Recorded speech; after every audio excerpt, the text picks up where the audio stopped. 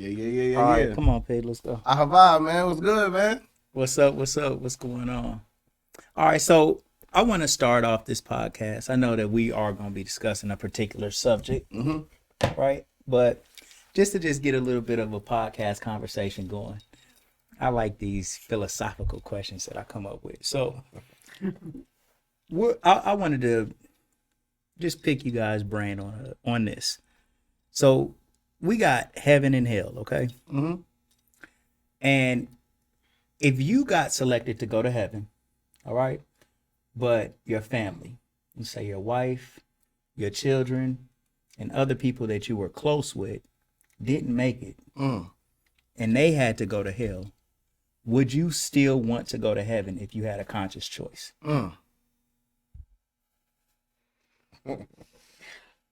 I'll lead off first to say, to me, I feel like I have a lot of family members that are actually already in heaven that'll be potentially waiting on me, and I don't feel like that's a destination where you are actually locked into. So this not the book of peanuts, it's at the book of life, and I feel like, I don't believe when people like when people pass and be like, well, like pray for the living, don't pray for the dead. I still like maybe that one last prayer gets you over the top. Like maybe you right there at the gate. Would you want to go to heaven or not? I'm sliding, bro. Yes. I'm going. What you mean, bro? I'm in that gate because I'm in the VIP section. Okay. What about you, bro? I think I'm going to heaven. I mean, because if it goes based off the life that you live, determine where you get to go. Mm-hmm. If my path takes me there, then yeah, I'm going. But then it's like, what do heaven and hell consist of? Do you even know? Like, if I be like, okay, I'm gonna go with my wife, she going to hell, I'm gonna go to hell with her. What's in hell? I know. I mean, whatever you think, the worst part about it. Judge? Yeah, I don't know. I don't know about that one. Mm-hmm. Yes, that's tough when it comes to the kids. Yeah. Well, I didn't think about that. Can I? Wait a minute. What? Well, no, you answered. You answered. No. I'm gonna run it back. You answered. You answered. I knew You said answer. you gave your answer. So, You know what, man? You go to hell. so I'll take yours as Damn, no. I'm sorry. You wouldn't go to heaven. I'm equivocal. I'll say that.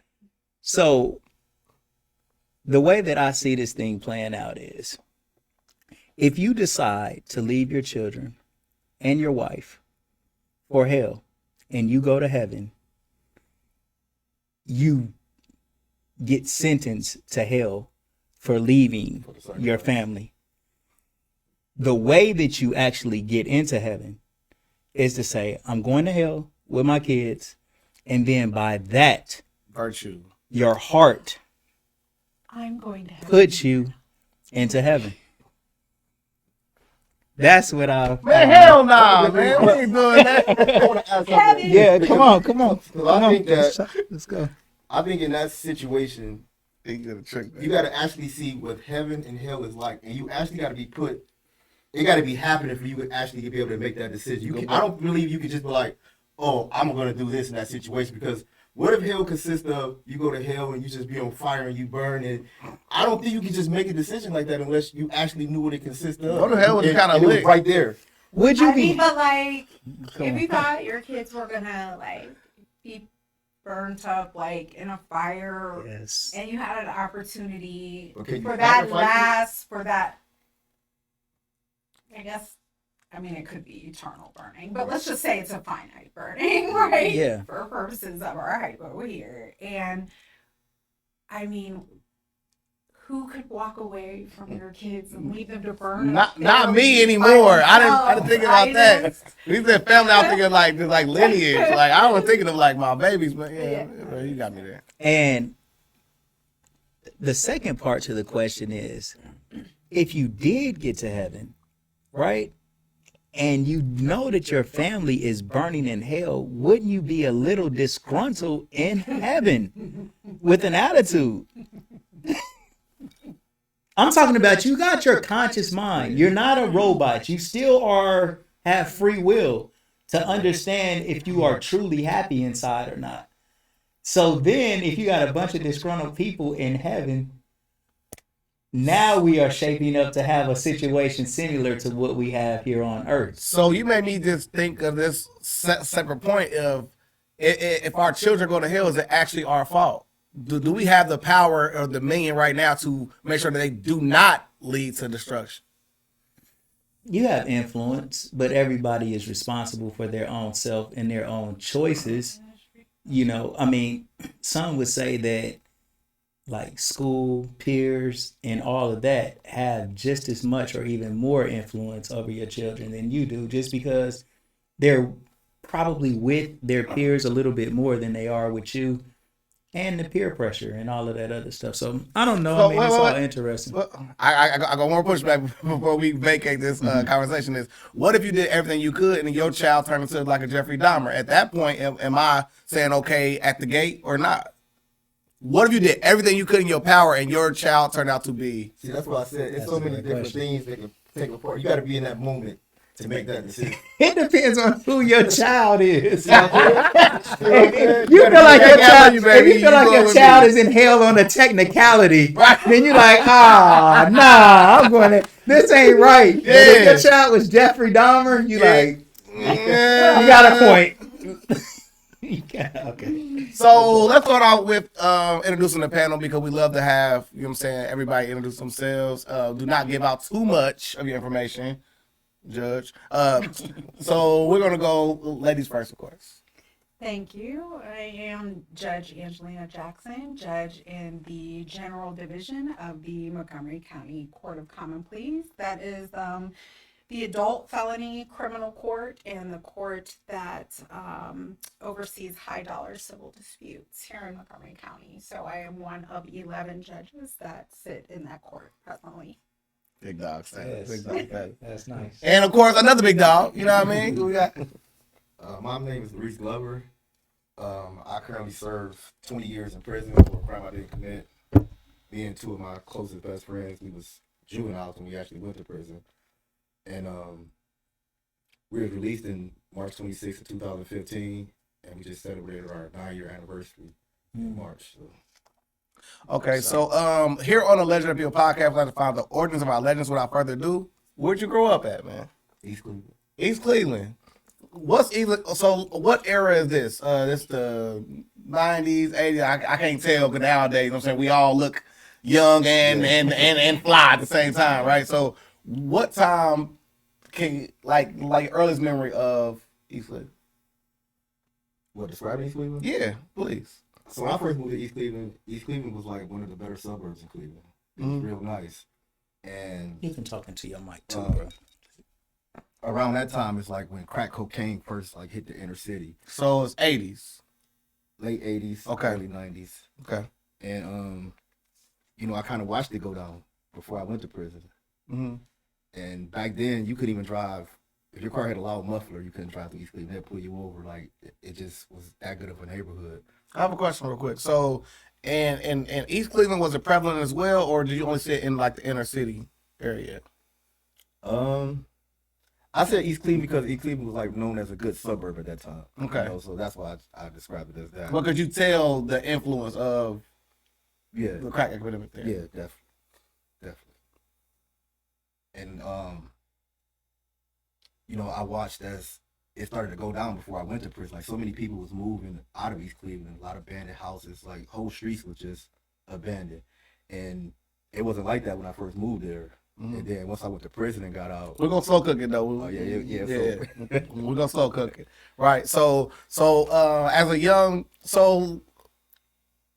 let go one of your first early memories of life. What was your childhood like? Who were your friends? What kind of things was you involved with? Let's start there. okay, Elementary school. elementary school. I grew up like in the St. Clair area, and just the average kid, you know, always wanted to go outside, ride your bike, be with your friends, you know, play like hide and seek and all of them games and stuff like Mhm. that. And then, maybe like 6th grade is when I kind of dabbled with the streets, you know. Okay, so like during this time, like what were some of your influences outside of the street? So, because I don't want to get to the criminal element yet. Let's get to kind of like what you were into prior to the criminal element. Just school. Okay. Hanging So out with sports, friends, video anything? games. Yeah, we play sports like different streets in our neighborhood play. Like we have our own football team. We played other different neighborhoods in our East Cleveland at the time too. So, and we'd meet up like at the Civic Center. That was a rec center in East Cleveland. We'd have games like on Sundays, and we also used to have like skating things on Fridays. Like they hosted skating for us on Friday night. So, we did that. Played video games. Just just average teenage thing. Okay, cool. So, mom, pops in the house. Like, what was your living situation? So I grew up with my mom's in my house. Like I grew up with 5 sisters on Okay. my mom's side. So between their fathers dealing with my mother, like I never grew up with my father in the house. My earliest memory of really meeting my father when I was like 11 years old. And What was that situation like? it was kind of weird for me because like I hadn't known him my whole life, and you always be searching for that father figure. You Yeah. had not known him? No, I hadn't. Okay. So like for him to be around when I was like a baby, I didn't remember that. My earliest time that I ever remember meeting my father, I was 11. And it was a time like I was supposed to go over for like 2 weeks, but I got over there that first weekend. I was calling my mother like, I can't do this. And it had got so late in the day, so she was like, I'll come back and get you tomorrow. And then I tried to have a relationship with him outside after that. Like, we'd talk on the phone and he'd be like, well, I'm going to come get you. We're going to do this or I'm going to buy you this. And he was just making broken promises, things that he couldn't keep up with. And it made it even worse because, like, he was offering to do these things. Like, it wasn't nothing I was asking you to do. And he wasn't coming through on them. And then it came to a point I was just like, okay, I'm just done with it. Was there any particular reason why he wasn't around? Was he incarcerated or was he just, did he ever explain it to you why he wasn't around? So later on, because I started having a relationship with him again once I went to prison. And he tried to say like, well, it was your mom and your grandmother, they was keeping me away from you. And it's just like, no way I believe that because I watched my mother deal with my sister's fathers and she never kept her kids away from their dad, you know what I'm saying? So it was no way I believe that. But he had never been to prison before, so that wasn't the reason either. What type of person was he? Like as far as mild mannered, did he seem like he was I'm gonna give you an like example. hyper? So when I had a relationship with him again when I was in prison and I tried to like make it work. So he had wrote me a letter and I had been in prison for maybe like 6 or 7 years. So when I got the letter, like I was surprised, but I didn't want it to seem like I had just been waiting for you to come reach back out to me, So I waited like a couple months before I reached out to him. So I called, and his wife answered, and she was like, "Well, he's not here, but I'll make sure he's here later on. Call back at this time." And when I called back at that time, she was like, "Well, she went over to somebody's house, and one of her friends was over there, so he was cheating on her with one of her friends. Like That happened that day. Yes, or she caught it that day. So Yeah. And then it was like, okay, it just might not meant that it happened. Like, what I'm saying? That is How is this? So, wow. and then I even still tried then, like, it just didn't feel right. I feel like it was so much that was being forced. And I couldn't take it. And then he tried to say, well, what if your daughter rejected you like you rejected me? This is totally different from me and her situation is totally different from me and your situation. So you can't compare the two. Right. So Right. I tried it. It just didn't work for me. So let's talk about your mom now. So your mom was holding it down. Just tell us a little bit about your mom. What did she do? So my mother, the job that she had that I could remember, like she worked at this it was some type of like foot clinic thing, like, but she used to clean up there at the end of the night. So sometimes she would take us to work with her to help her clean up, Yeah. And she just worked just different odd jobs, but it was like never enough really it was like to get us what we needed, but we didn't have what we wanted. Like, Right. you know what I'm saying? So, Right. So, like, what about y'all's living situation though, bro? Like, so y'all did live in East Cleveland, and when you first got there, it was a better neighborhood. Did you guys live in a good house in this better neighborhood, or was it, like in a projects or something? Oh no, we lived in a nice house in East Cleveland, and then Okay. we moved from that house. Then we moved to an apartment in East Cleveland, and then right before like a couple months before I went to jail, we ended up moving again, and then I ended up going to jail after that. But I mean, she always kept a roof over our head, but then she was also on Section 8 too, so Yeah. she would never put us in. I never lived in the projects ever. Right. So I got a question real quick. So, what's one of your most fondest childhood memories? Like when you close your eyes, you think of like that time where it was just the most perfect element of your childhood. Like what was that story? And it's always the first one you think about. I've done a million interviews. It's always that first one. I think for me, it was our family functions. Like we did, like when my Uncle Ronald was alive, and he was like the cook of the family. Like, you know, he got barbecue and different things like that. And we had cookouts for everything, not just the holidays, back to school cookouts, like, you know, and it was always a thing that's just to bring the family together. And it was kind of like, I kind of missed this because I was gone, but when the older people of the family started passing away, the family just started separating. And it was just like to hear how certain family members were so close.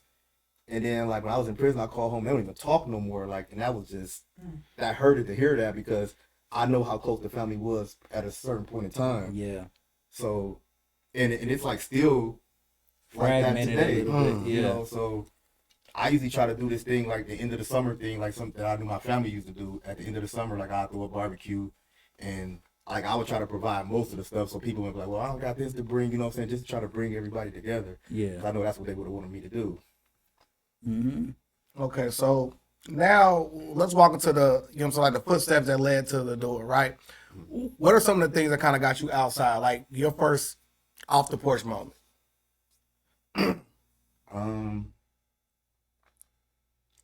Probably just hanging with friends trying to fit in, you know.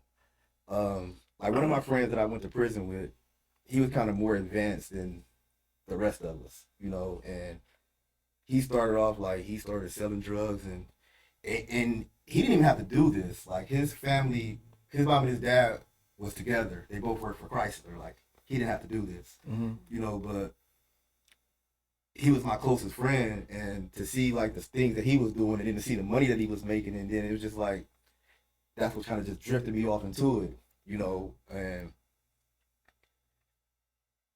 like growing up in the household that I grew up in, like I said, we always had the things that we needed, but we didn't have the things that we wanted. And like once you come a teenager and you go to school and you got your friends that come to school, they got the new Jordans on, and they got the newest clothes on, and then you don't have that, and it's like, I feel like there's a lot of pressure on you, you know what I'm saying? Because you don't want to be the person that don't have these things. You don't want to be the person that may be getting teased about not having these things that your other friends got. So it kind of leads you to stray off into.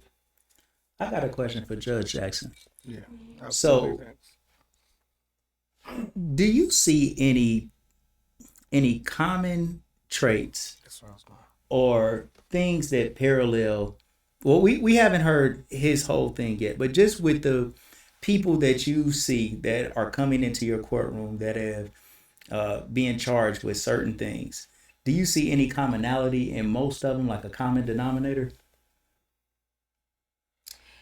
No, Not really. no. Mm. I think that's a really interesting question, and I'm actually really glad that you asked that because I do think that people make assumptions about the background of people. Right. And you know, I have occasion before I'm sentencing people, I'm obviously reading pre-sentence investigation reports where their social history is part of that.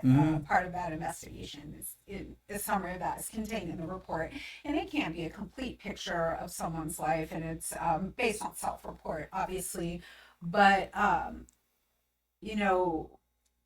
not common traits as far as their social background. So you're seeing some people who were raised with one or no parents, raised by family members, raised by mother and father together, married. Some people may have significant criminal justice involvement by numerous other family members. Some may be the only one. Some people, I will say that one, and this is not really a trait, but it is very, very common for a mental health diagnosis of some kind. Yeah. But that's common in all of us, really, Right. in these days. So Right. it can be anxiety, depression, and it could be something more serious, like, Yeah. other more serious mental That's health interesting. conditions. But I see a variety of, people from different race and ethnic backgrounds, people from different socioeconomic backgrounds. And so, as far as that's concerned, social history, no. No, not really. So No. I have a question. So, like, what are some of the things that like you have to factor in when it comes to the sentencing process of, let's say, Joe Schmo comes in there and he lives a certain lifestyle that is identical to another person's situation, but they have two different upbringings. And then you add in the exterior factors of, okay, this person may be gang affiliated, or this person's doing this person has a criminal history. What is the calculation process when it comes to sentencing? Because we do have a big discrepancy of people. Like, I've seen people get ILC, which is in lieu of conviction, for the same charge someone got sentenced to 7 years for. Well, maybe 2 years. I went too far. Look. She called me Kevin. All right, so like 2 years for something somebody got probation for. Judge, can you just say? Can you say that's cap? Can you please say I that? almost got capped out. 2 years, not 7. Which is true. So this is what I'm gonna say. When you use the word, I think you use the word calculation, and we don't have that.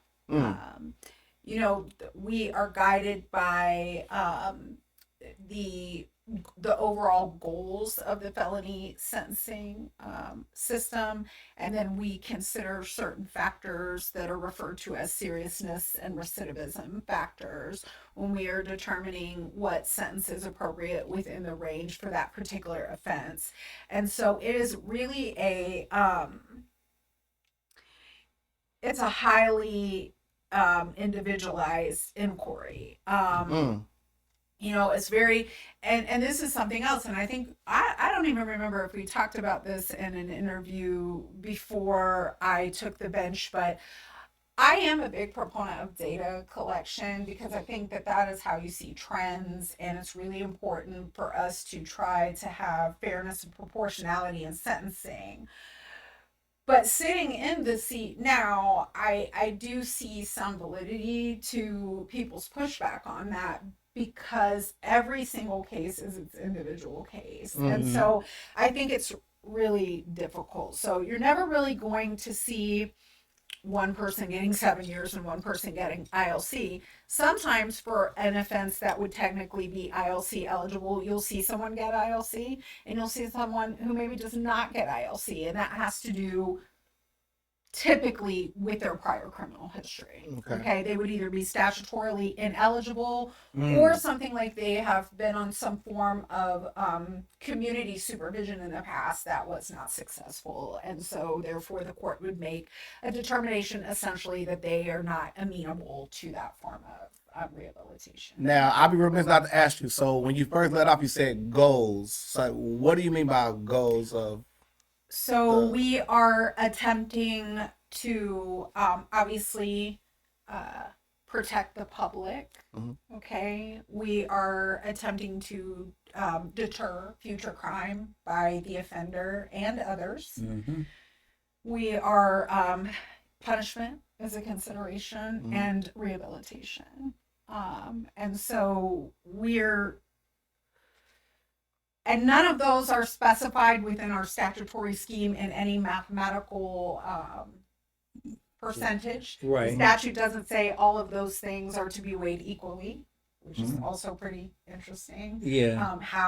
What the calculation should be for all of that. You have discretion. There's a great deal of discretion. Yeah. Yes, there is. Particularly for offenses that are middle of the range, third-degree felony offenses that could carry from like 9 months to 3 years in prison. Yeah. And last question I'll ask you is this. So how do you dispel this whole notion of election year being sentenced or not, and then the Commonwealth compared to being charged in other places that aren't? Wait a minute, now what now? So like people say that, you know what I'm saying, like you shouldn't get in trouble in 2 different times, is in a Commonwealth state such as Kentucky or something like that, or in a election year. Well, I think people say that because, in election year, I guess, presumably, maybe in places where judges are elected, if certain people want to have an appearance of having the whole tough on crime. But I mean, Yeah. I can't speak to that because that does not, I don't relate to that. It does not resonate That's with good. me. Right. You know, that certainly wouldn't be my thing. But do I think conceivably? I mean, that obviously originated from somewhere. Right. You know Right. what I mean? So I think yes, there could be something to that. And I think we, you know, we still do, we've had some recent campaigning that emphasized those themes Oh, of yeah. being Yeah, know, tough on crime. and Mhm. incarceration and things like that. So I could see Absolutely. why people might say that. All right, bro. So we're gonna Yeah. swing back to you. In the 6th grade, you started, just being more interested into like street life type of activity. Is that right? 6th grade? Yeah. And then based on just your peers being in school and just seeing people having things. All right. What type of stuff did you start getting into? It was mainly just smoking marijuana and like selling a little crack cocaine. Yeah. And it was like not just seeing like my friends do it. Like I had cousins that was like a couple years older than me that I Mhm. saw like that had like nice cars and everything like that. And they was like only a couple years older than me. And I was just Mhm. like, it was that easy for you just to get this, Right. So Right. and it just made me kind of just go that route. And it wasn't just like I just took this big leap and I was just that. Like I messed up all kind of stuff and Right. so it was like I think I was doing it for like just the wrong reason because all I wanted was some better clothes and some better shoes. They was doing it to Right. get houses and cars, but I didn't see that vision at that age. Right. Was there anything that kind of was like a slowdown moment or like that good spirit of yo, you heading in the wrong direction? Was it somebody who told you like, man, maybe this will lead to something bad happening potentially? Was there any type of omen that you can see now in hindsight? I don't. Only thing that I saw is what ended up happening to me, and I was like, well, maybe this happened to me for that reason because maybe my life could have turned out so much more worse. Maybe I would have ended up somebody would have robbed me and killed me or any of them things. You know what I'm saying? So I always try to look at it like that situation had to happen to me for something. God took me out of that, but as I was in prison for so many years, I was like, okay, is this really that though? Because I've been here for so long. Like I thought, like okay, after a few years, it woke me up, but I still believe that happened to me for something because of the way I was living. So like walk us through the day that, you know what I'm saying, you were alerted to you being arrested or implemented in this crime. Like what actually transpired? So on this day, it was February 10th of 1995, and it was like, I think it's implicated. what did he say? Implemented is still a word. Implemented ain't. You were saying All right, come on. Implicated. So we were driving down the street in East Cleveland, and it was the next street. Well, we grew up on Ardenall in East Cleveland, me, Derek, and Eugene. So this happened on Strathmore, which was the next street. And we was driving down the street. could I interrupt and ask? I'm sorry. How old were you at this time? 16. Okay. I was 16 and Derek and Eugene was 17. Okay. So we was coming down the street. And I don't know what made this catch my attention. Like, we coming down the street, there's like so much snow outside, but it's a male. He running like top speed down the street. And I passed him. And then Driving? I passed him. And then I passed another male that's walking. So this street in East Cleveland is set up so crazy. Like, so when I stop at the stop sign, like it's this bridge. It's this big bridge. And you can't see the traffic that's coming from the next intersection unless you go under the bridge and stop again. So the stop sign should have been past the bridge, but it was before the bridge. Yeah. So I stopped at the bridge and I just looked in the rearview mirror. So, cause something just caught my attention. He running top speed and he walking. So I'm just assuming he's trying to catch up with the male that's walking. And when he reached the male that's walking, like they had some words. And the one that was walking started running. He ran across the street and the other guy started shooting. So once he started shooting, I just sped off. And how I described how the train tracks was, like I couldn't see. So when I turned the corner, I almost struck a car. and I drove. We stayed on Art. Well, they stayed on Ardnall at the time, but I had ended up moving. I drove down Ardnall to the next street, then we went around the corner to Shaw, and I parked in one of my friend's driveway. So Derek and Eugene went to a mutual friend of ours' house. My girlfriend straight across the street. So I went over her house. Like I told her like what happened. Because back then in East Cleveland, like it was like a lot of gun violence back then, you know. So it was common for you to hear gunshots. Sometimes you won't even see anybody get shot, but you heard gunshots a lot throughout the day. But this time we actually witnessed the shooting. Did you actually see this person shoot the other person, or you just seen him shooting? I just thought I was shooting at him, Uh-huh. and I didn't stay to see. Like I just hit the corner, Yeah. so fast. So I didn't even know if he actually had shot him or not. And I went to my girlfriend's house. I told her what happened, and we talked about the situation. And then I stayed over there for maybe a couple hours, and then I went home. So when I got home, I was telling my mother, and I had my mother, my sister, and some of my cousins was over. Because back then, cabarets was a thing in the 90s. I got a question. So on the way home, did you have to go in the same direction of where the shooting happened? Did you see any? No, I didn't. Okay. So I didn't go that way.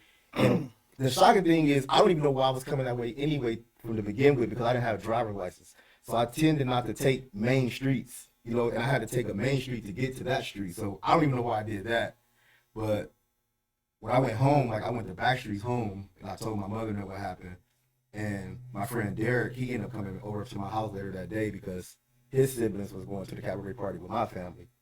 So he came over, and we was at the house. We was smoking weed, playing a video game. And then I went to go drop him off. And when I went to go drop him off, I'm coming up his street, and we rolled past an unmarked police car. So when I passed the car, they turned in the driveway. So I'm thinking about to just turn around, to pull me over. So I get to Derek's house, I pull in the driveway, but the unmarked car he backed out the driveway, and he parked toward the way he was already going.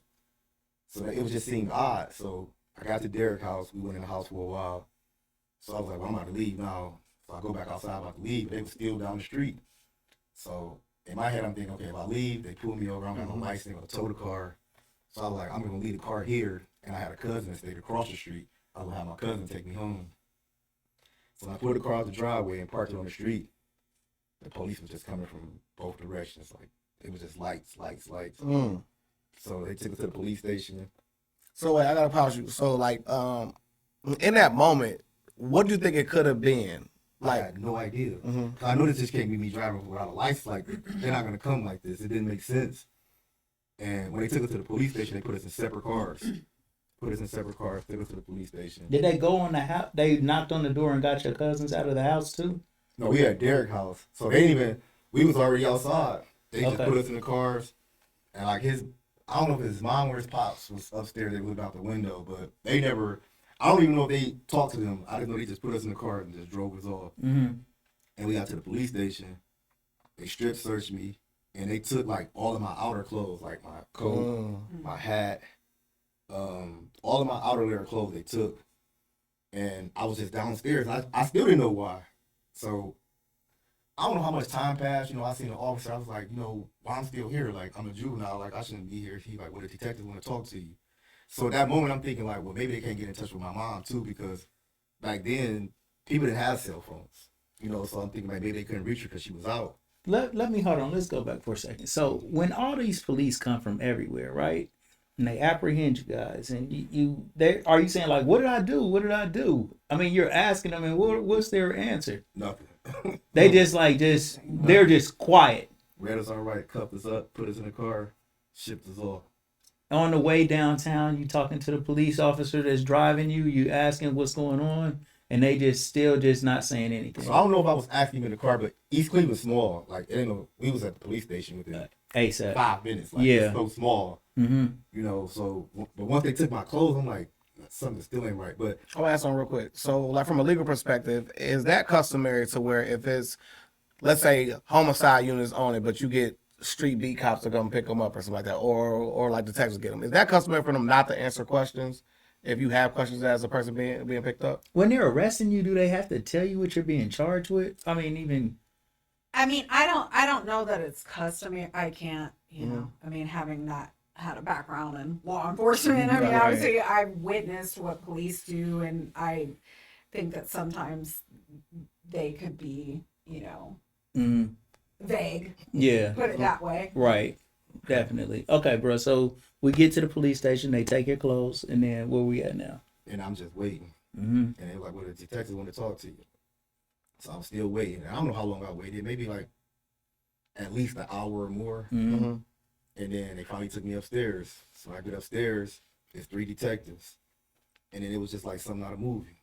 Like, where were you at 5:50 p.m.? And they just grilling me so hard. And I don't know where I was at 5:50. I don't keep time up unless I was like at work or school or something like that. Right. Like, I don't know where I was at. And I kept saying, like, I don't know, maybe I was at home. I don't know where I was at. And he was like, you know where he was at? And he already questioned my friend Derek, because we got arrested together. So he was like, no, Derek told me something different. Where were you at?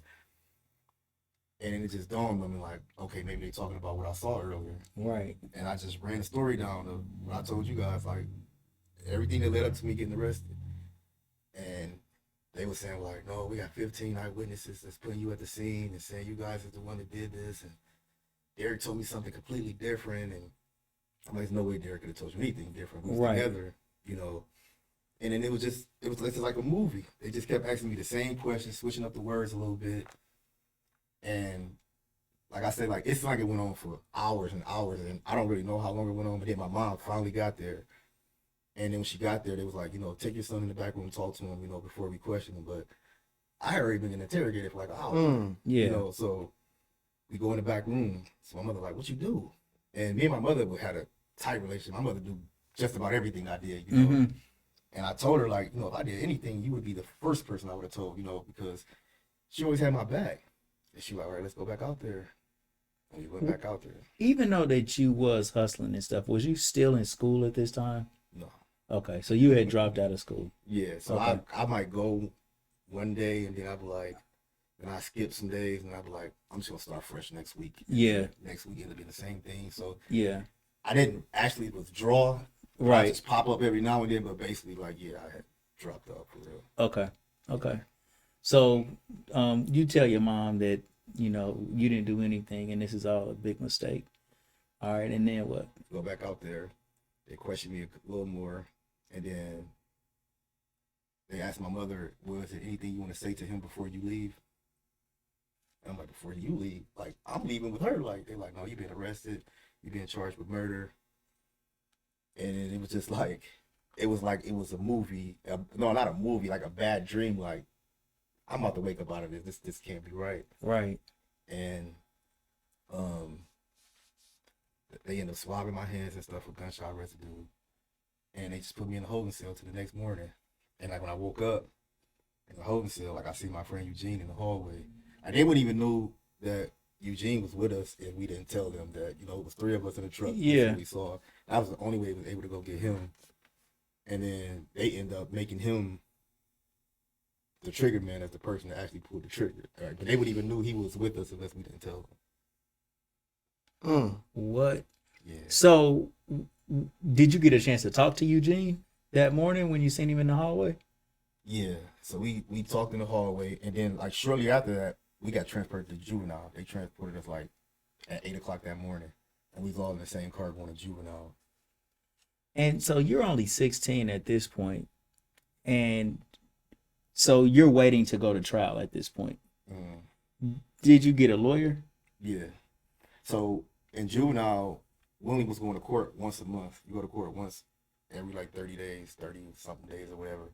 So our first court hearing, my lawyer came to see me, and he said they got a 14-year-old witness that's going to testify against you. And I'm like, no. If they got a 14-year-old witness, that mean they paying her. He's like, well, we're going to find out what she has to say tomorrow.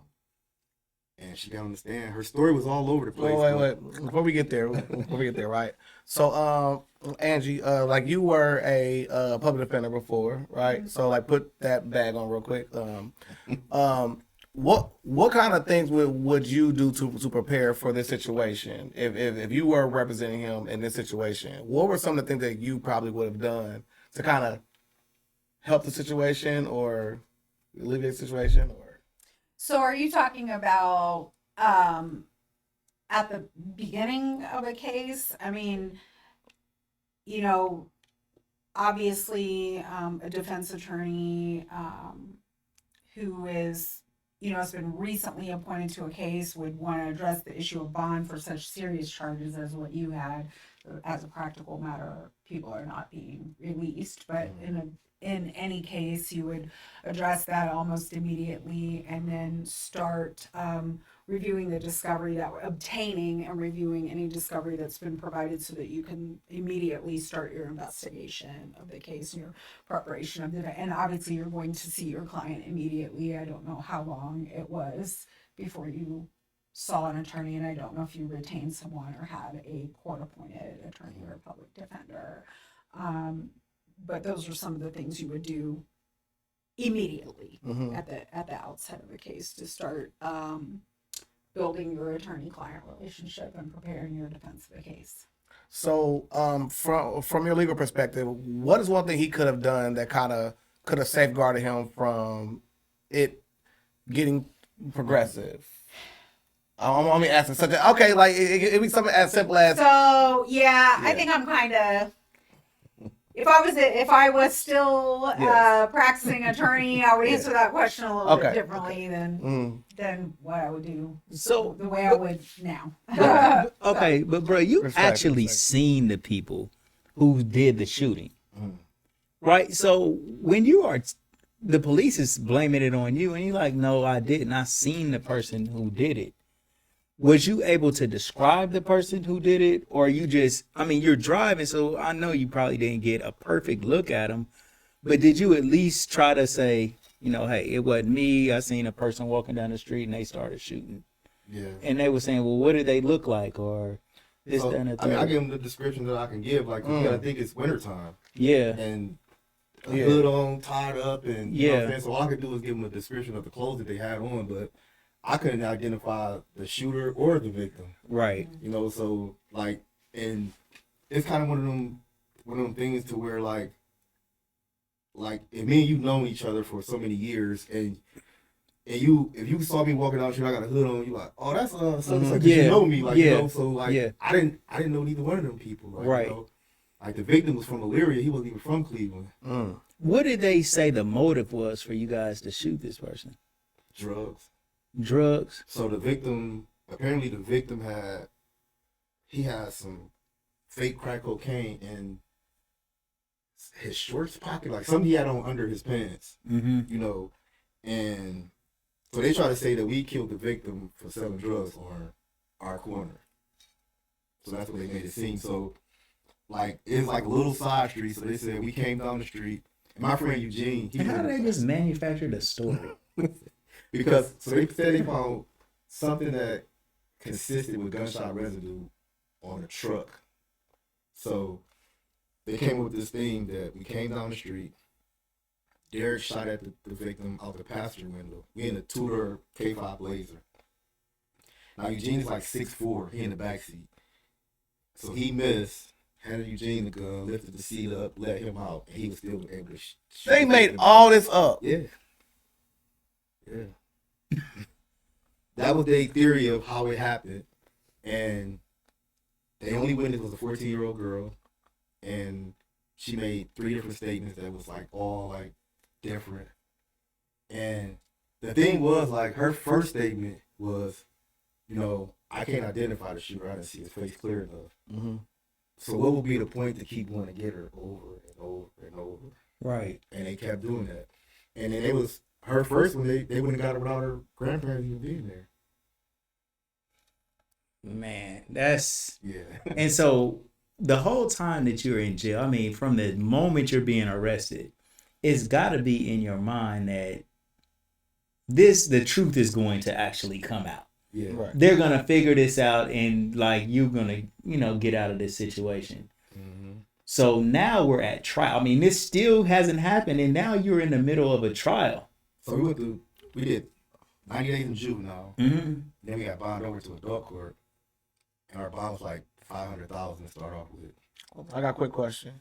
During this time, like, what is the outlook by your representation? Are they telling you it looks promising? I can beat this. Is it giving you potential plea deals? Like, what is the actual outlook during this time? So juvenile was no plea deals. It was just we had 2 court hearings. Then they decided like we had another one that decided they were gonna bond the case over.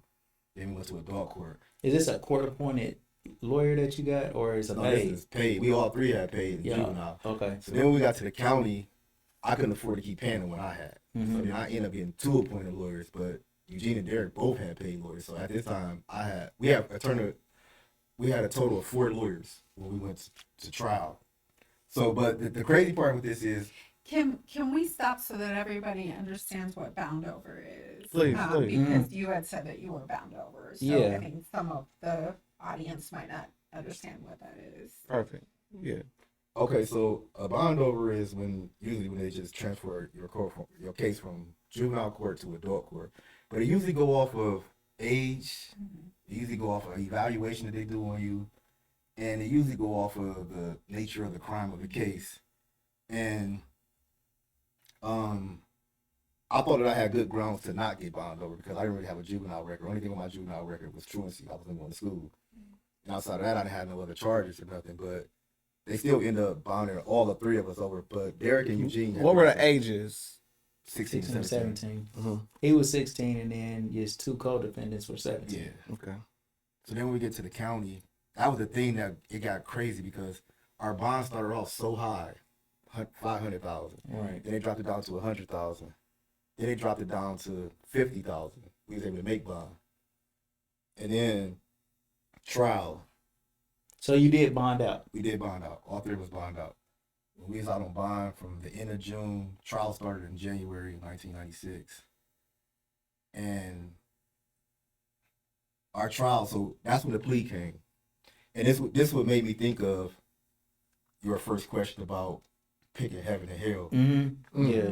Because my plea bargain was, if I said my friend was the one that pulled the trigger, I can go home. Mm. I can walk right out the door right now. I can go be with my family. I had just had a daughter. You go home right now. Right. Just get up there and say you did it. Right. And I couldn't do it. Right. Mm. I couldn't do it. And at that time, we was looking at like 25 years of life. I don't even know what jail looked like besides what I saw on TV, Mm-hmm. But I know this man was in the car with me. Right. We witnessed the same thing. And my conscience would have never let me do that, Man. and they came to me with this plea like 3 times. And by me being so naive to the law, I didn't know anything about the law. I felt like my lawyer was coming to me like they didn't believe in us, like they thought we was actually guilty. But I mean, it was his job to come to me with this plea to tell me what the state is offering. And I turned it down. And then Derek's was, if he testified, I think he would get like 6 months, either 6 months in jail or 6 months probation. And he turned it down. And that's why, like, once we got convicted, so many lawyers was like, we knew you guys had to be innocent because I done saw guys roll over their mother, their dad, and to be looking at that much time and not take that plea bargain. Yeah. Well, see, and this is something that when we interviewed Marty, Shout out to Mike. he was also like offered something that was similar. I can't remember exactly what it was, but my question was, why isn't the jury allowed to hear the fact that you were offered such a gracious deal like that Yeah. and you turned it down? Because I think that that's important evidence that speaks to your innocence. You know what I'm saying? But for some, it's not allowed for the jury to hear that. Is there any particular reason why, Judge Jackson, that juries can't hear? It's please? the evidentiary rules. It's for the same for criminal and civil cases that, plea negotiations, settlement negotiations are not admissible. I mean, I think there's policy reasons for that. To where obviously they conceivably want to encourage people to have free conversations in an attempt to resolve cases, be they civil or criminal, and that if those conversations could later somehow be admissible, that perhaps it would have what we would describe as a chilling effect on on folks' ability to communicate freely and openly in those negotiations. You see what I'm saying? Where you're potentially discussing strengths and weaknesses, but to your point, then, it's a reasonable question to ask. Then, if you decide not to go that route, why ultimately is the fact finder not to know, not allowed to know that? It's complicated. Some of it has to do with, obviously, what we might broadly describe as like work product. So an attorney's analysis and thought process as they're making their way through a case, that can obviously change at different points throughout the Yeah. case. So I'm telling you what I think some of the policy reasons behind Right, that rule right. are. So- But it's a reasonable question that you're Yeah, asking. for sure. So I've been following this Young Thug trial, right? And that judge has been making a conscious effort to not tamper the jury pool, right? So like, what are some things that would constitute tampering the jury pool? So I think I can't really I can't comment on like an existing case. I don't Yeah. know exactly what. It's been a while since I watched anything having to do with that case, so I'm not really sure what's going on. But when you are selecting a jury initially, obviously you are questioning those jurors, and they're being questioned by the attorneys for potential bias or exposure to things through Yeah. the media and things of that nature, and then there are ways that the court tries to protect the jury from being tainted throughout the duration of a trial. Mhm. And it can run the gamut from just admonishing them repeatedly not to discuss the case with others, not to be looking at things on social media. I say newspaper as if people are reading it, paper, newspaper, but you get what I'm saying. Right. And it can start there, and it can be as serious as sequestration. So Yeah. having the jury basically staying in a hotel room away from everyone Yeah. Mhm. else Mhm. while the case is pending, Right. and throughout their deliberations Right. until a verdict is reached. You know what else seems kind of like messed up to me about someone coming and offering you to just leave jail and not have to do any time? Like, if that's a possibility, there's no way in the world you should be serving 25 years if you don't agree. Because by them offering you that, they have to know you didn't do it. You know what I mean? The case is so weak. The case is weak.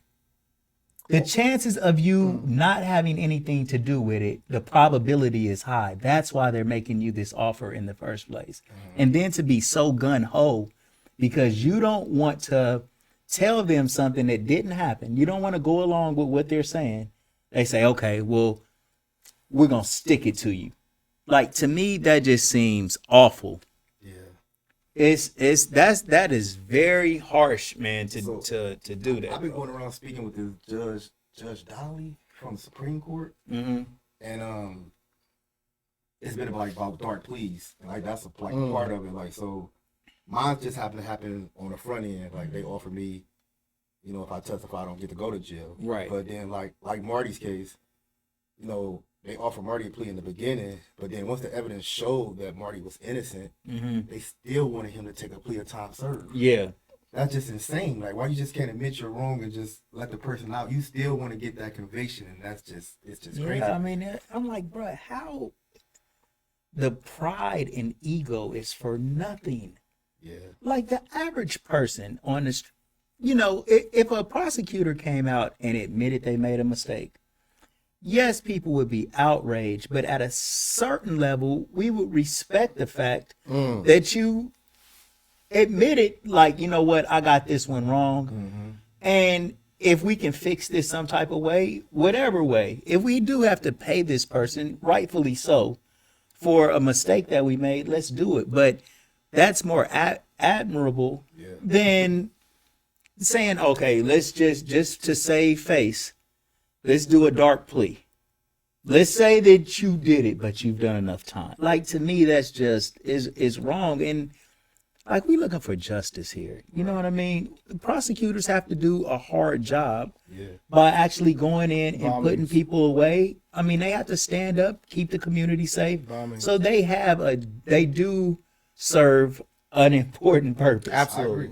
You know, but they can make mistakes, and when they do, it's good to admit it. And then I think that things would be a lot better, but I don't know. No, I totally agree with that, but I mean, it just don't happen like that. And I think another thing with that, like with the prosecutors and like the police having immunity, like if you want to do your job to the utmost and do it the right way, then that's like, it's like when you admit that you're wrong, you messed up. But like the prosecutor in our case, he was like one of the top prosecutors, and once we was already convicted,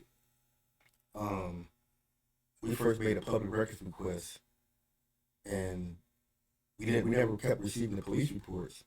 And the police reports were actually what freed us, because there was so much evidence in there that pointed to somebody different. But once we actually got this police report, because we wasn't getting it at first, and if we did, it was like 10 pages long. You know, so once we got the real report, it was 70 pages. And the first page of that police report was from the prosecutor's office to East Cleveland. It was dated, I can't remember what month, but it was dated to 1998. And it basically said, you know, our office just got wind that you guys are about to release this police report to the defendants. You order not to. This is not public records. And if you release this report, you will be prosecuted. So if East Cleveland would have actually sent over everything that they had to the prosecutor's office, then I probably wouldn't be here right now, because that report is what actually set us free, because all the evidence that was in there. And to be in there, Who are they going to prosecute? Their They said- own, one of their own departments? yeah, they're going to prosecute East Cleveland. So wait, I have a question. So let's think called like a what's it called, like a Brady violation? Yes, definitely. Will that constitute a Brady violation by them not giving all of the information over to his lawyer? Well, I think it was found Yeah. to be in your case, right? Right. Yeah, that's what freed us, Brady. So I want to get back really quick because to me, I like the details of things, right? So if you like the details, we should probably tell everybody what a Brady violation oh, please. is. So, Brady requires that the state turn over to the defense any evidence that is exculpatory. So it goes to the issue of guilt or is material to the issue of punishment. And they have to do that. Okay. So like walk us through trial real quick. So during the time of you you talking to your attorney, selecting jurors, when did you see the case kind of sliding? You know what I mean? Like walk us through that portion of your life. I mean, the case was sliding from the beginning, because I shouldn't even been there. Right. So that was one thing. And then it was like the state didn't really have no witnesses against us. Everything was the first officer on the scene and the coroner's office and the gunshot analyst that came and talked about the gunshot residue. And then Tamika Harris was the 14-year-old witness that testified against us. She was the state's only witness, you know. And I feel like when she got on the stand, I feel like our lawyers caught her in so many lies. So I had a good feeling from that. But then it was like the prosecutor used to say so many things, like to throw it out there, like trying to make it like we was gang members and different things like that, you know. And our lawyers would object to it, and then you know the judge would like, you know, They put it's the the culture. same, They put and- the culture on trial. right, and then it like jury disregard that, but I don't feel like the jury disregard anything. Right. Of course. Exactly. That is a great It's hard point to because unring a bell. me Like, being what do honest you- right now, if I heard something like no, strike that, I'm like, I heard that. Yeah, like and he did it like so many Exactly. I times, mean, like, honest, don't make me a juror because It's I'm true. like, I heard that. It's true. I heard that, cuz. It's definitely true. Yes. Yeah. So, all right. So now they conclude. They do the what was it called, the closing arguments. At that point, how confident are you that you're going home? I was not confident at all. How the prosecutor had a strong closing argument. He like did his thing. Not so much so because like I think the thing that was hurting us the most that we didn't have an expert to come challenge their gunshot residue. So all they got an expert up there to talk about what they got, and it's not even true what they got. Right. You know, we later found out it was just junk science that they had. And we found this out years later, but we didn't even put nobody up to challenge it back then. You know, Right. but us being kids, like we don't know. We just thinking these lawyers that we got is doing the best that they can do, and they didn't do that. Like, cause we had witnesses that was young, 3 brothers that witnessed this crime. 2 of them was like 11 and 9 or somewhere down there, but their brother was 17. So our lawyers was like, well, we're not going to put the youngest 2 up there because, you know, we feel like the prosecutor gonna have a field day with them. They so young. So we like, okay. And then the brother had got into some trouble, so he was in DYS at the time. So when he came back, he had on County Orange. Oh. And they like, well, we're not gonna put him up there because he on the County Orange is gonna look bad. And we just agreeing because we don't know no better, Right. You know, but not knowing we got access to these witnesses and we don't use them now, we can't use them later, Right. You know. So that hurted us as well because, you know, years down the line, once you start learning the law, then you're like, okay, no matter how old these kids was, they saw what they saw. We put them up there. Right. No matter what color Reginald Longino got on, orange, blue, black, or green, he saw what he saw. We put them up there, and we didn't use them. Okay, so Yeah, you needed that. So- Create the reasonable doubt, right?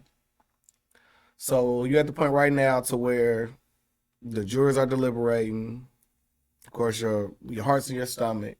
They come back out. They say guilty. How do you feel in that moment? So when we went back in, it was just more deputies than it was before. So right then alone, I just had a bad feeling because they had a few in there, but when we went back in for this verdict, they was everywhere, and I really didn't have a good feeling. Were all 3 of you guys sitting in the courtroom together, or you all was separate trials? You know, they made us go to trial together. You guys all went to trial together. Yeah. Now, were you guys like tried separately? So like when did they read your verdict separately than the other 2? Yeah. Okay, so each one of you got your own guilty verdict Yeah. and not as a group. Okay. Yeah. And then I was sentenced to 15 years to life. And they gave Derek and Eugene 18 years to life. They gave them both a gun spec because how they played out that scenario, how it happened. And I just remember like family members was passing out. Like it was a crazy day in there. And our judge at the time, after they read the verdict, he said, every February 10th, the anniversary of Clifton Hudson's death, that was the victim, that we ordered to go to solitary confinement and think about what we did. And if he can give us more time, he would. And he didn't get reelected that year, like, you know, when it came back around. But it was like our first 3 years in prison, like they never took us to solitary confinement. And we was in the same prison. And then we got transferred to another prison. And then that February 10th, they came and woke us up and put us in solitary confinement 2 years in a row. I have a question. Could that constitute cruel and unusual punishment?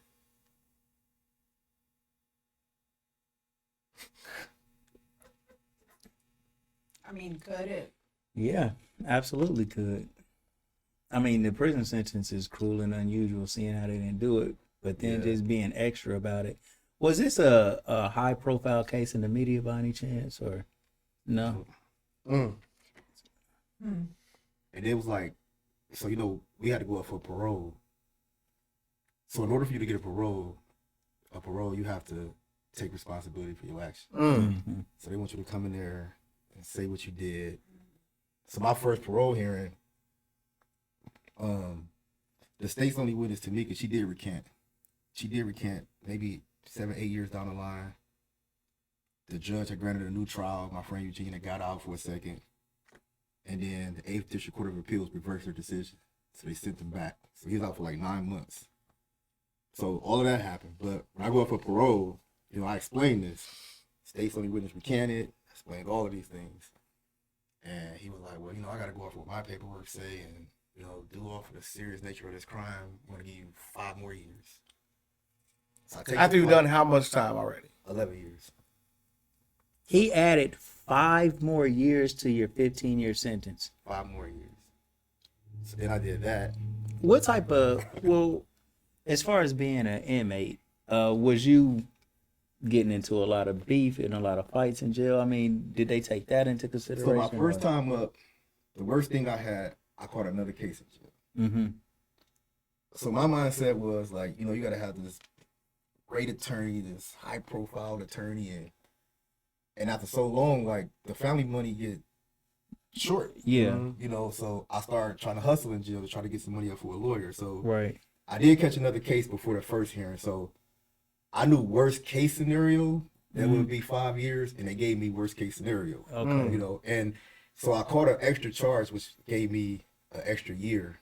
So I was supposed to do 10 years to the parole, but I wound up doing 11 years because I caught an extra charge. And then 18 months of the 5 years was for me catching the extra case that I caught. So then I did 5 years. So now I'm about to go back up for parole. And the craziest thing happened. So I was in college at the time. I was in Mansfield. I was in college. And they came and got me for school one day. And it was like, you got to go back to the dorm and pack your stuff up. So I'm like, for what? So they sent me and 2 guys that I was real cool with that was in the same dorm. They put us all 3 in a hole. So once we was back there, they finally read us the conduct report. So they said sometime in January, they put us in the hole like January 30th. So sometime at the beginning of January, they said 3 greeting cards came in the mail, and it was 1.5 grams of marijuana in each greeting card. That came. One came to me, and one came to them. Now, mind you, in jail, you don't get no mail that's not open. Right. None. Yeah. So it's impossible. You know. So I tell the investigator, I said, listen, you can't see what's happening here. Like somebody is setting us up. Like this is guaranteed to get caught. You're not gonna get this here. Right. And she told me like, well, you've been down long enough, and I had like almost 16 years in. She's like, you know probably a lot of people. You need to find out who did this to you. Like, you got me in the hole. Like, I'm gonna find out who did this to me. So I ended up going to Lucasville for that. So I go to parole for Lucasville. Scooby Doo and them, man, to get the mystery machine out. I go to Lucasville from there, and I got that on my record. I go up for parole again. So I'm explaining to the lady on the panels. It was like 3 people on the panel this time. I'm telling her, I'm like, listen, now, I'm not gonna come in here and tell you that I didn't do something if I did it. I got 16 years in. Like, I'm not gonna keep lying. Like, if I did it, I would tell you I did it. And she was like, well, I have people that come in here after 30 years telling me they didn't do it, and they actually did it, and I just know I didn't have no win. Right. So like, all right, step out. Stepped out for like 2 minutes. Who are the people of the board? Are these people like our community members? Are they people who are elected? Like, how do you become a board member of a prison? I really don't even know how they pick them. I don't know how they pick them. I'm not even sure. Anybody have any inference? Because I would love to be a board member.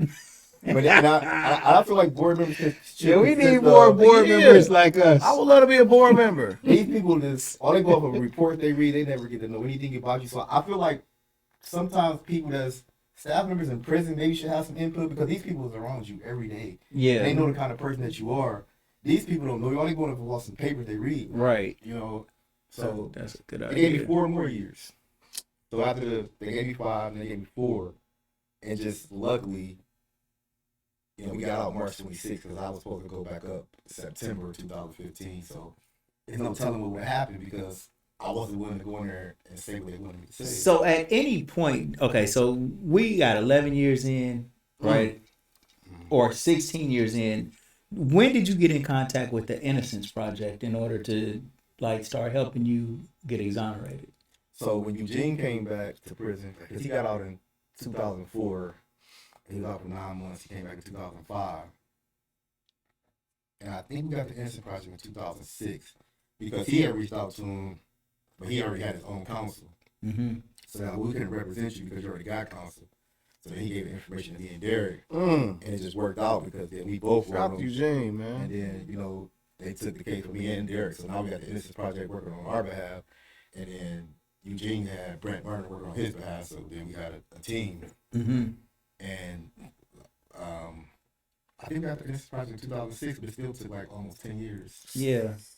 So with the Innocence Project, though, once they, so how does it work? Do they actually have to accept you and say that they want to take your case?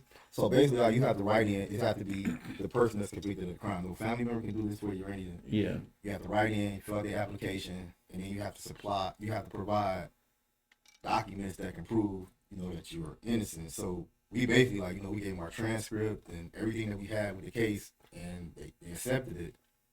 But it also came a time when it was like, we didn't file everything. Like, if we don't get no new evidence, like, we might have to just drop the cases.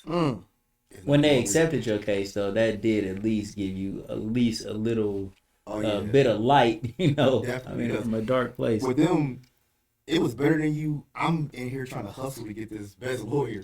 Right. Now I got these people that take this case for free. Right. And they come to see me. They write me every month, telling me what they're doing. And even, like, sometimes they go on break. You get legal mail. We're going on break. We're going to be back for 2 weeks. So just to let you know. Like, Yeah, we haven't they just abandoned keep you in the loop, Yeah, so. that's good. But that police report, like, they kept making them public record requests, And like I said, at one point they were saying, like, I don't think it's much what we can do. And then this Carrie Wood, she was an attorney for OIP, and she left to go to the public defender's office. And before she left, she made one more public record request before she left, and they sent the report. And that report, we got the report like August of 2014. By March of 2015, we was free. Wow. And they kept that. Shouldn't the person who withheld this report be subject to criminal prosecution? I mean, that's just the bottom line. Like, Immunity. They got that immunity. I mean, I don't know, man. Like, that is like taking advantage of the immunity. Like, the immunity should only be good as long as you are working in good faith. But you shouldn't be allowed to abuse the immunity and keep somebody like, look, by you withholding this police report on purpose, that's criminal intent right there. Yeah. At least it should be investigated to see if there was criminal intent. It's at least negligence because you're withholding something that is going to set me free. So I was watching this this whole Netflix docuseries recently, and there was a person who worked in a lab who was addicted to drugs. Anybody familiar with this? She was addicted to drugs to the point where she literally was smoking crack in the evidence room and like things of that nature. And the fallout of that was something the world has never seen before. And I think a lot of times they try to sweep it on the rug to prevent something like that from happening. They had to let out people who were I'm not saying they were innocent, but they had to let out a lot of people just based off that technicality who probably should still be in prison. Yeah. So I think a lot of times they kind of do it for, I mean, if you work in a butcher shop, it's a bad equivalent, but their job is to put away the livestock, right? And then sometimes you get it wrong, and that's why the immunity is there. Yeah, I mean, the immunity is a protection for somebody who makes a mistake. Right. It's not immunity for somebody who is willingly withholding evidence to keep somebody locked up. You see what I'm saying? Like, an immunity is a good thing to protect somebody who makes an honest mistake. Mm-hmm.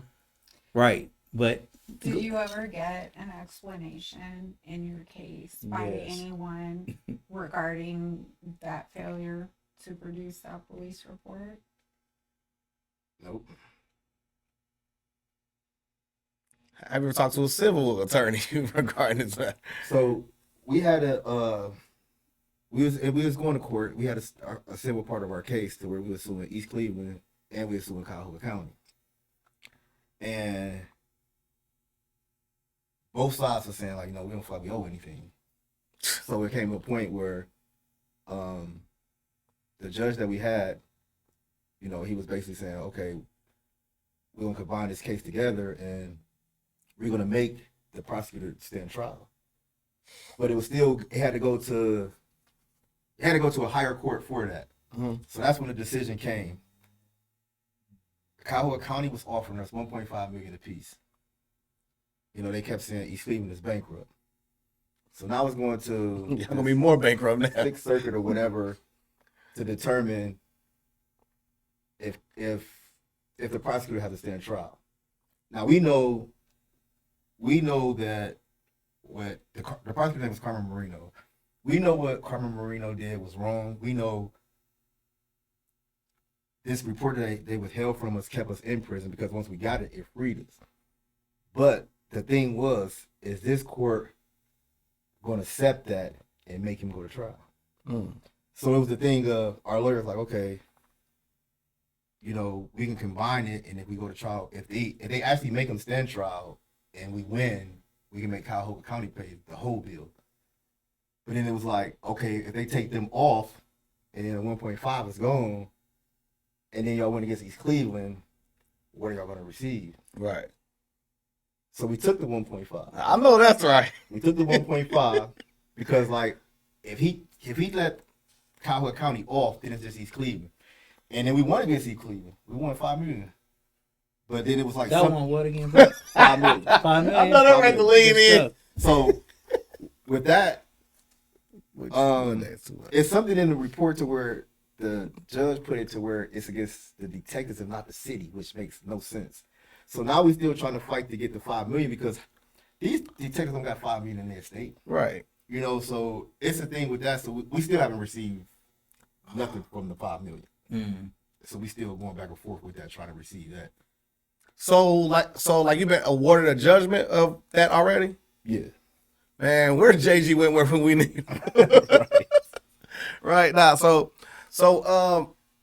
before you got out, what were some of the things that like rehabilitation wise that you thought that maybe were effective? Because obviously, you know what I'm saying, like you came home and you standing straight up and you're not in that same mindset you was when you went. What are some of the I heard you say this, some of the positive aspects of what you learned from your experience?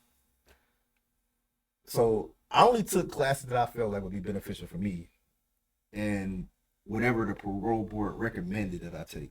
Because sometimes they recommend programs. Oh, you need to take this, and then once you take them, they don't even acknowledge them. But so I took like parenting classes. I took a building maintenance trade. Like I went to college. Like I did things that I felt like would be beneficial for me once I got out of prison. Yeah. But the crazy part about it is like you only could take one trade. So I did 20 years. I only was able to take one trade because you only could take one trade per number. And then once I got the trade, like I took it in like 2005, Mm-hmm. and it was like only a year long, but it took me like 10 years to get out. So I don't even remember half of the stuff that I learned in there. because I didn't touch it. We missed a little bit though. Yeah, I was curious. Go ahead, about Dad. that. Yeah, I go really am, cause like you were pretty much a kid. Mhm. You were a kid. Right. Yeah. So I was wondering though, with like, if you could talk a little bit about, the effects on the rest of your family, like your mom, as you went through this process. And obviously you said that you had just had a daughter, and,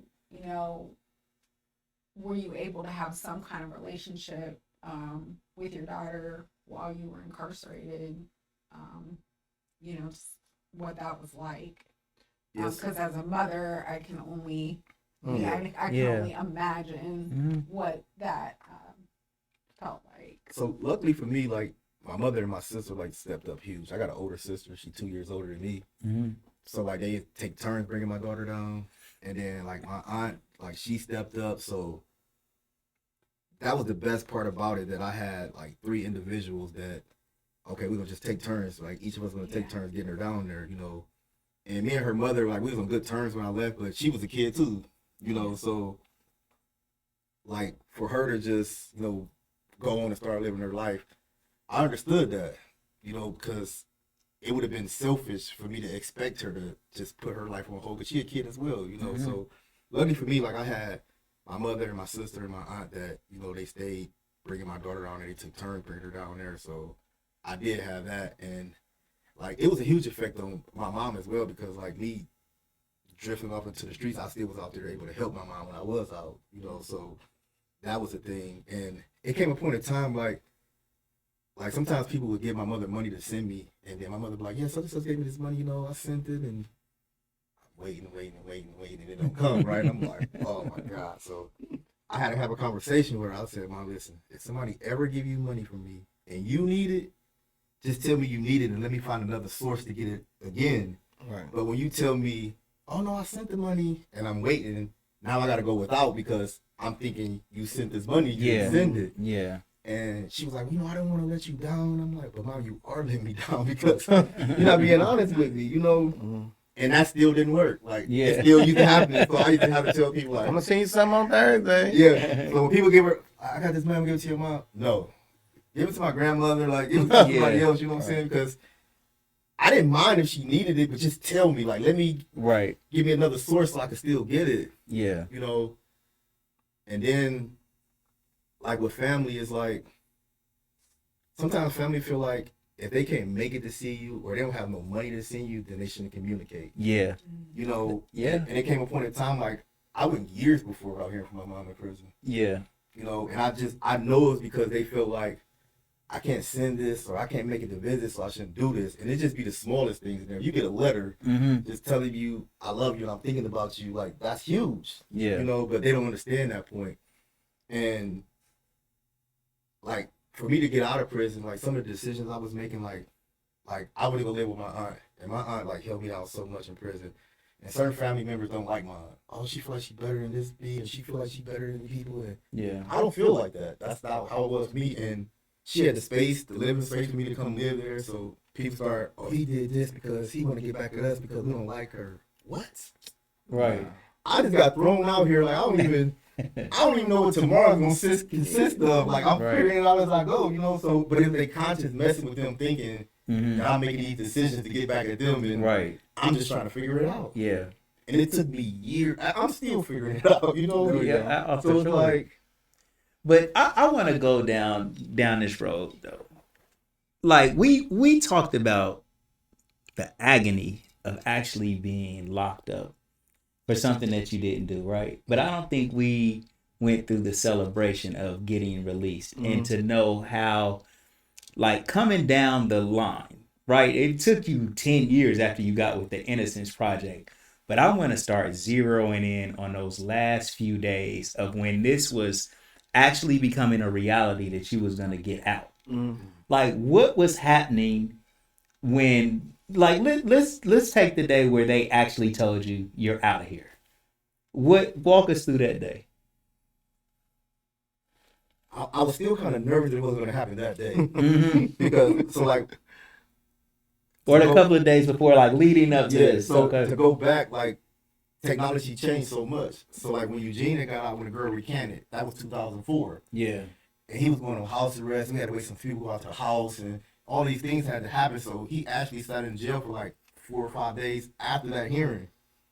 So after our hearing, I called my cousin, like, y'all getting out today? I was like, you sure? Because I'm thinking of what happened in 2004. Right. It took some days. She like, no, today, it's happening today. And I still had that just doubt in my mind, like, okay. Well, what was the hearing like where they released y'all? Like, what happened with that? The hearing was huge, right? But I knew, like, all the times that we had something in court and we go back to court and we had to go back to prison and wait for the journal entry to come out to receive what the decision was. Yeah. For this court, when we went back to court for the motion for a new trial, and she said she's gonna bring us back for the decision, and that never happens. You know what I'm saying? She never did that before. So the moment we got that police report, I just knew this was it. Like, cause I got to read it, and I'm just seeing all of this evidence in there, like, that we knew nothing about. So I just knew that was it. And the hearing, it was like the judge she was so nice to us, like, cause it was 3 families, so it wasn't enough seating in the courtroom. Bring in some more chairs, like, we packed it out, and then, like, as many people could fit in there, and the rest was in the hallway. And I mean, it was great just to hear her, grant the motion and order bail and for us to get out. But to be getting denied for so many years and to suffer for that long, I still gotta see it. Like, I gotta walk out of this door to actually know that I'm free. It's too good to be true. Yeah, so it still took that. Like, I'm upstairs, and like, I had sat in here for maybe like a little over a week. So this day commissary came, I've been in here starving. I'm like, I didn't even send it back. Like, I got it and just gave it all away. Right. So, they dress us out like we're gonna give you guys some clothes to wear. Like I don't even know who clothes they gave us. Yeah. Because I would have left with the orange on. Like it didn't make a difference to me. And we got downstairs, and it was just like so much media, cameras, like so many people, and I was just so nervous, like you know, like all these lights and stuff. And they already told me like, we want you to talk to the media. I'm like, well, I really don't want to. We can't just go out the back. They're like, no, you got to do this. Like, Yeah. if you become overwhelming, we're gonna get you out of there. And we got You down speak there. well though. Oh, You absolutely. speak, I mean, so I can It see took them. so many years. Though, Yeah. I grew up so shy, Mhm. so, but, once you go into that environment at such a young age, shy is out the window, like, because, The innocence robbed. yeah, you got to figure it out. And, I was so nervous. We stepped up the elevator and I saw them, like, it was, like, lit up like this. And I stepped back, thinking in my head, okay, I'm going to let Derek and Eugene go, and they just going to swarm me, but I'm going to be okay. But they had enough for all of us. Yeah. But, man, that was, like, the greatest feeling ever. Mm-hmm. And sometimes like I still Google my name and just to go back to look at that because sometimes life starts to get overwhelming, Yeah. and I always want to appreciate where I'm at. So sometimes I just got to go back and look, Mhm. and that just it brings me back to that moment. So they didn't make you do a dark plea or nothing. You were actually exonerated. Yeah, I'm not even sure if they came to Mark or any of them with the plea because they know we wasn't taking it. Y'all wasn't going. Yeah, y'all wasn't going. They know Yeah. we wasn't taking that. Man, And you that's know. very seldom that they don't, because they still try to get that conviction, Right. Right. So, So my favorite question to ask is, what was some of the most eye-opening things that were different from when you went in originally to when you came out? What were some of the man, that is wild. I think technology is like with Google and YouTube, like you can figure out anything. Like it's crazy. true. Like, and technology was like, like everybody have a phone now. Like back then, like doctors had phones. Like everybody like now, Yeah. the kids know how to work a phone better than I do. Like Yeah. it's crazy. So, what about inflation? Like the price thing, Definitely. like the price of gas, and that is like what? Everything is just like super expensive. Like you come out the house, you at least spending $300-$400. Yeah, a Big Mac combo or it was like about $2, $3 when you got locked up. Now A you gallon come of home, gas is like, like $1. Like, yeah, it was. Everything is like super expensive. Yeah. Man, and my favorite question to ask people, man, is if you can go anywhere, you know what I'm saying, like in a time machine that we're saving up for Ohio Innocence Project, right? And once we make it, our guests will be able to go inside the time machine and go back to any moment in their life. Where would you go, and what would you say to yourself? I would probably go back to my teenage years. If I can go back and change that, I definitely would, because like once I got older and like to miss the school things, like the dances and the proms and all of those things, like you can't get that back. Right. And I hate that I missed that, like to just be so caught up to be in the streets and to actually be doing nothing. I actually was just putting my life on the line, because like it was so much crazy stuff happening in East Cleveland. Like I say, like it was common to hear gunshots on a daily basis back then. Right. And I'm out here, and I should have just been in school. So if I can go back to that, time, I definitely would do things completely different. But I still don't know if I would have been able to avoid that situation, because I just came down the street and just saw it. Like, Right. I could have been in school and just been driving down that street and still saw that, What year did LeBron come back to Cleveland and win the championship, bro? Wait, Was they it won 2016? They won yeah. Yep. Was you out? Yep. That was pretty good. Hey, You- it's not a- Yep. Did you like the Cavs? I know this is like an I did. off-putting question, but that's at It was, least. so it was crazy because we were great. still on probation at the time. They had us on a strict probation. But I think when they won a championship, we was only seeing her once a month. We used Yeah. to go once a week. And then she just kept lowering her and lowering her. But like that day we didn't have to report because they was having this parade and all of this stuff down there. So it was downtown was going to be Look at safe. LeBron blessing the city, man. I mean, I think the point was that when the momentum for good just starts happening. Even the Cavs won a championship when you came home, man. Yeah, that was beautiful. Mhm. Most Oh, definitely. so bro. let's talk about your business.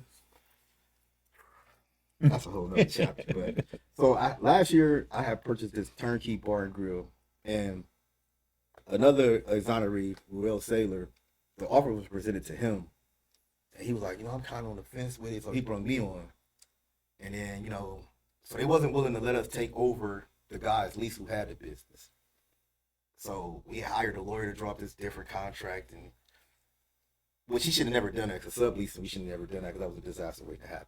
But bottom line is, we ended up closing last year because the guy that we got the business from, like, we took over and we didn't quite get the liquor license switched over. So we meeting every month, to go over the numbers, pay the taxes on the license, and he wasn't paying the taxes. So they came in and said we was illegally serving liquor since April, but they didn't come in until August, confiscated all the liquor, and it's just a big disaster. And then, so I could try to sue him because I got text threads of us meeting up, going over the numbers. But then, the license got took because he wasn't paying the taxes, so that's gone. And if I try to sue him, that was behind the LLC. So what if there's nothing behind there? So I'd be wasting some more money if I try to go after it. So I'm just gonna take my losses like a man and just move on to bigger and better things. For sure, there's a lot of I'm opportunity. because I feel like he just took my money, But I mean, it's a learning experience, so I just gotta live with it. Man, so man, what's next for you? So right now, me and 4 other exonerees, so we trying to start our own Voices of Injustice, to where we go out and speak more about wrongful convictions. So right now, when we go speak, we go through the Ohio Innocence Project, but I mean, it's not enough, so we about to start our own thing to where we go out and speak all over the place. And then we trying to do something with some outpatient facilities for PTSD, because we don't have enough of that going on, and a lot of us suffer from PTSD. Sure. So we doing something with that, and then trying to basically help other exonerees that come home, because to get exonerated, it's not the same as getting a parole where they got all these programs set up for you to, try to get back on your feet. When you get exonerated, it's just open up the door and just get tossed out, So we putting on a plan, trying to come up with it. So we've been working on it for probably a little over a month now. Yeah, man. So I need you to look in this camera right here, man, and I want you to speak to someone that's literally incarcerated right now unjustly. He's completely, or he or she is literally sitting there and they're on their last stand of this. Man, what's one thing you did to keep you focused, knowing that you honestly didn't do it and you will see your day to be free one day? What's something you would say to that? Always kept my faith. And I always maintained my innocence. And it was days where it was extremely hard. And I just had to keep going because I went in there at such a young age, and that wasn't my ending. I was 16 years old, so it was no way that life in prison for something I didn't do was just my end. It wasn't that. And like I said, it was days that was extremely harder than other days, but I just kept the faith. And luckily for me, I had 2 co-defendants, so some days if I'm down, I had them to help lift me back up and vice versa. So that was another thing that helped me out a lot, but you just got to keep that faith. I had my one friend, Ruel, he was innocent, and he just watched everything that we did from, following these different motions. Our family down there doing protests in front of East Cleveland, in front of the county jail. And then eventually he saw us walk out. You know what I'm saying? And then his family started doing what they saw our family do. And he walked out, and then now it's just been a pattern. People just watching, but some people, they watch that struggle, and you watched it go on for 20 years or 15 years. So I can't tell you what it takes just for you to walk out, because it wasn't that easy for me. Some people think okay, you made it out now. Can you call the Innocence Project and tell them to take my case? I wish it was that easy, Yeah. It's still just a process you got to take. Bro, and we can end on this note. I want to get your opinion on this. My favorite question. Out of 100 people Yes. that are in prison, How many of them are actually innocent? Out of 100, that's kind of hard. Because not saying that because since 2014 to 2024, just out of Cuyahoga County alone, we probably done had about 15 exonerations. And that's only like in a 10-year span just out of Cuyahoga County. Mm-hmm. You know, so to say out of every 100 that's in prison, It's tough. that's still kind of hard. 1%, 2%. Maybe. That's a hard question there. Because like you meet, so I'll tell you guys, like you meet so many people that say they're innocent. But usually once you leave the county jail and get to whatever prison you're going to, if you're not really innocent, then you don't say it anymore, you know. Mm-hmm. But the people that still saying it after years, then 9 times out of 10 they probably is innocent. Yeah. Yeah. Yeah. So, my number was 1. That's probably about right. Think so? Out of every 100, that's, Out of probably, that's 100. probably about right. Marty said 50%. No, I wouldn't say 50. Oh, you got Marty capping. I would say 50. But then, I don't know, because, you know, Uh-oh. like with their conviction rate being so high, it's because most of it be plea bargains. A lot of people don't want to go to trial to see what kind of time they would get. Yeah. You know what I'm saying? So a lot of people do take the plea. Yeah. But I just me personally, I can't take the plea for somebody. Do I just? Nah. I just can't. Word. Nah. You should. And I don't knock people that take it on the back end. Like, if you take this, I'm gonna let you go home. Like, once you serve so many years in there, Yeah. You liable gonna to be be like, yeah, you all done right, enough. 'cause you Enough is tired. enough. You tired. And to be free is the main thing. You know, so you like. But man, I think that bro, it speaks a lot to your character, bro. That you wouldn't lie on your friends in order to just set yourself free. Yeah. That means a whole lot, Man. bro.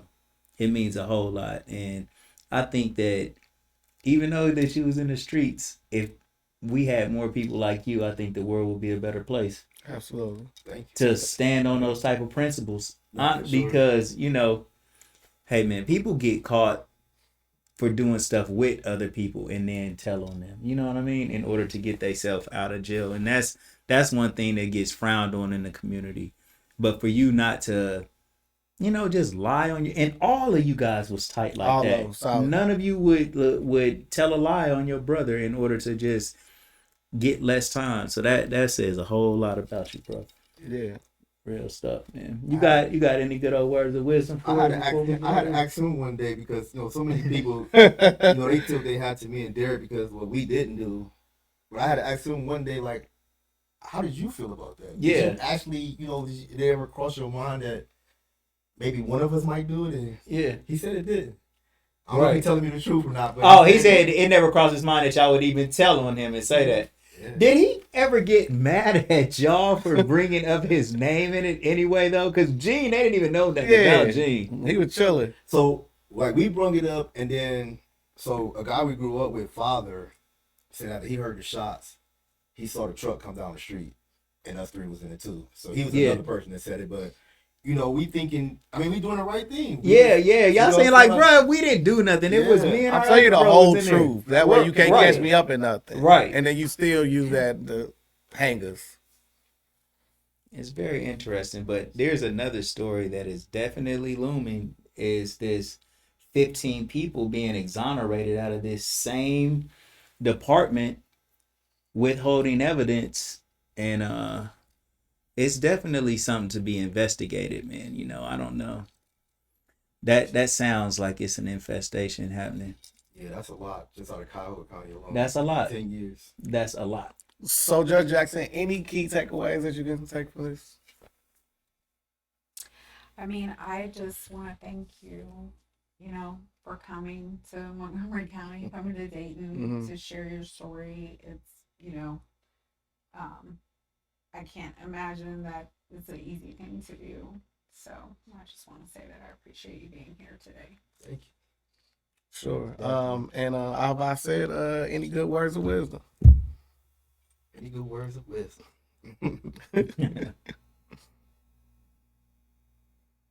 I don't know. For me, it's just to cherish every moment. Like I don't take anything for granted.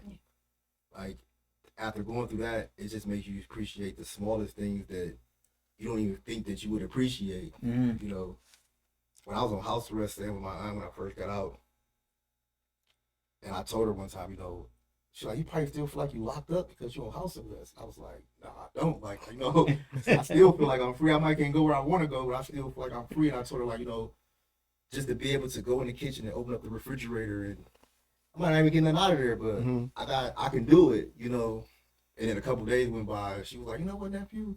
Now that you said that, I noticed you always be going there look in the refrigerator, but you don't never get nothing out, you know. Yeah. It just makes you appreciate the smallest things that we just take for granted. Like, when them things are just taken away from you, like you just learn to appreciate it.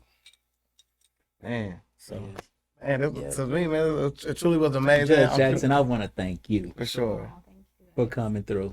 Nah, Yeah, honestly, it's super amazing. you know, we are definitely honored to come for you to come through. You know, Honor you for the risk- honorable. you risk a lot by coming here with Peanut, and we know that. As But always. you do it anyway. I swear.